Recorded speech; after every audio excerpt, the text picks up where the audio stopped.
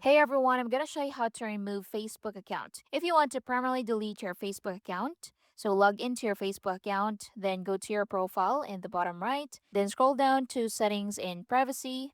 So once you click settings and privacy, select settings in here. Then at the top, select account center. Scroll down and select manage accounts. So select the account you want to remove. Click on manage. Then from here, click deactivation or deletion. Next, select delete account and follow the prompts. So click continue. So choose the reason why you want to delete your account and click continue. Click continue again. Scroll down and select continue. Enter your password and click continue. And confirm permanent account deletion. So just click delete account and your account will be deleted. So once you schedule your account for deletion, you have 30 days to cancel the deletion, and after 30 days, the process will begin and you won't be able to retrieve any of the content or information you have added.